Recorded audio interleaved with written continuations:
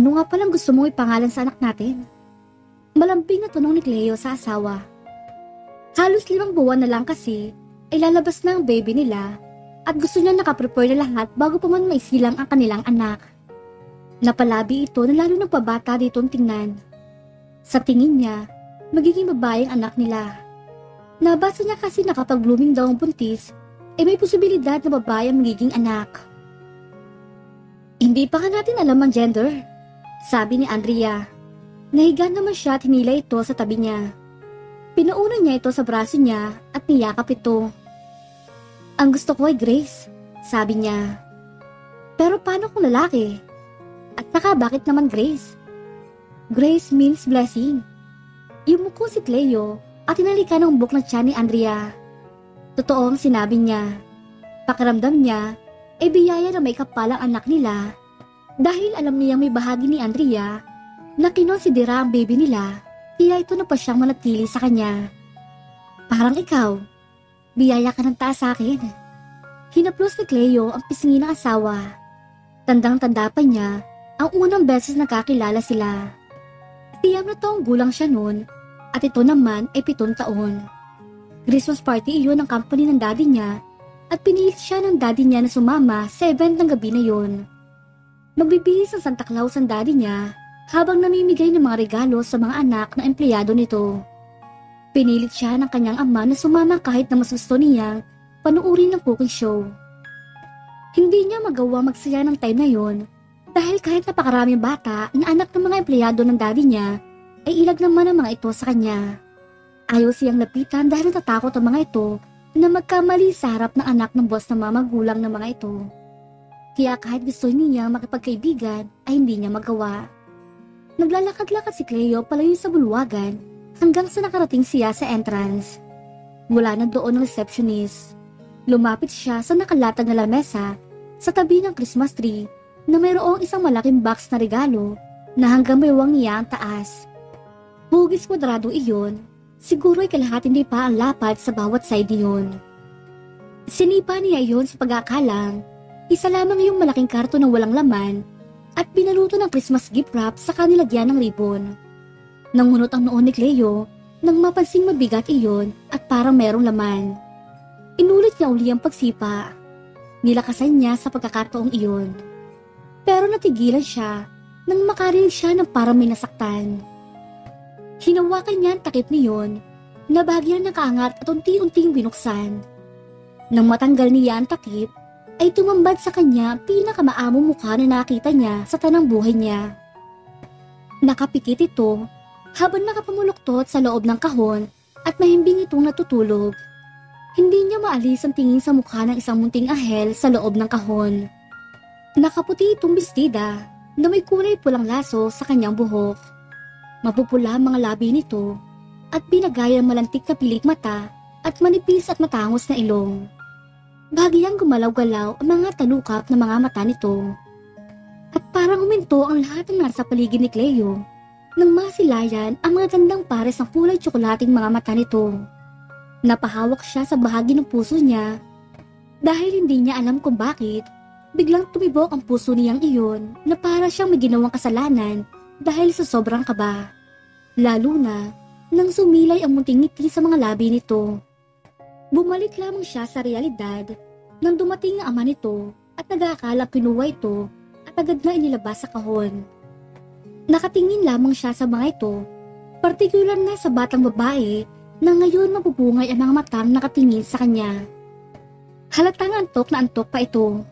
Agad itong humilig sa balikat ng ama nito at nang makatulog itong muli. Andrea? Wika niya.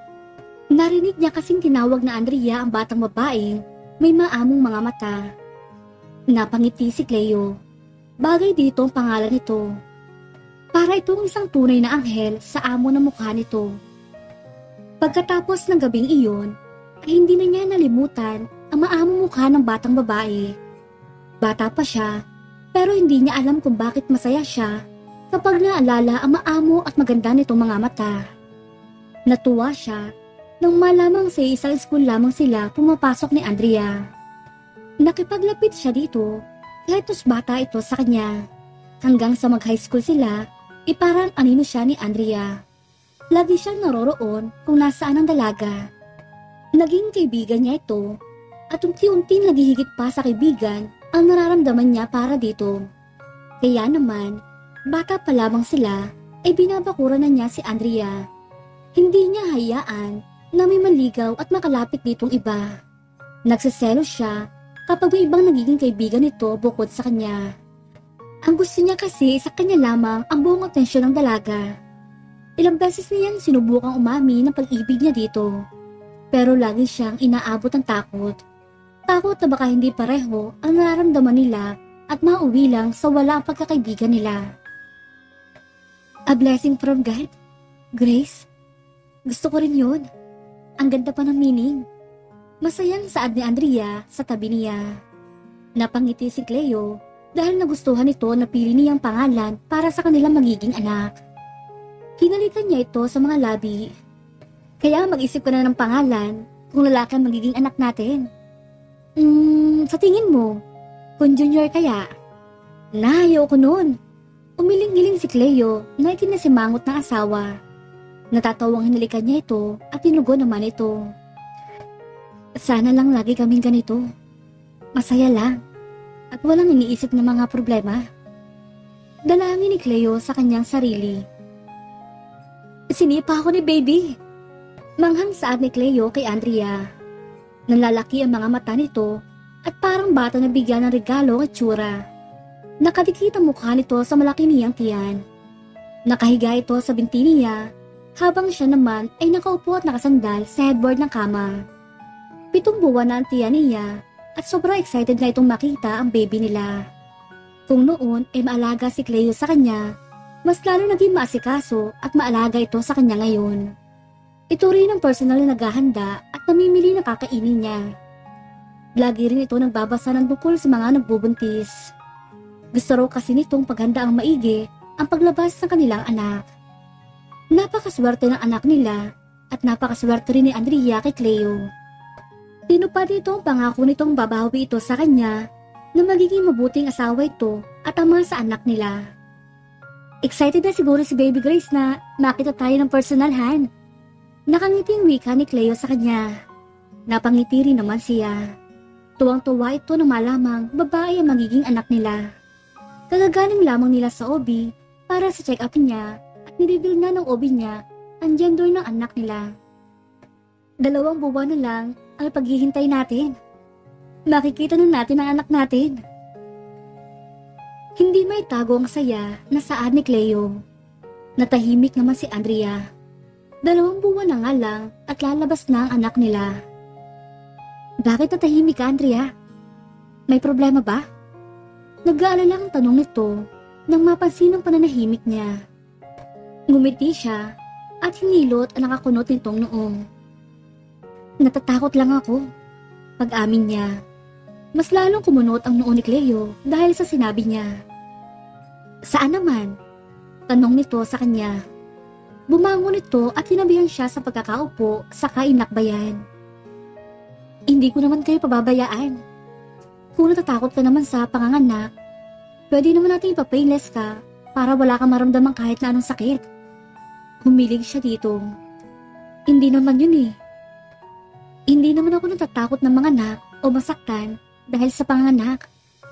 Parte daw ng pagiging isang ina ang sakit ng pag-labor at panganganak kaya ayoko mag-painless at gusto kong maging normal delivery. So, saan ka natatakot? Bumuntong hininga muna si Andrea saka tumingala sa asawa. Natatakot ako kasi may isang buhay na involved.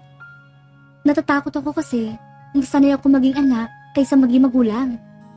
Paano kung hindi pala ako fit para maging isang ina? Marahal itong natawa saka siya hinalikan sa noo. Naniniwala ako na magiging mabuti kang ina, Andrea. Because you're a great woman with the kindest heart I've ever known. Anito sa kabumaba ang mga labi ni Cleo sa labi niya. Napapikit naman si Andrea nang lumapat ang labi ng asawa sa labi niya. Mahal kita. Nakangiting sabi niya dito nang maghiwalay ang mga labi nila. Mas mahal kita, Andrea. Anito na nakatitig sa kanya. Aalis ka na naman? Tanong ni Andrea kay Cleo.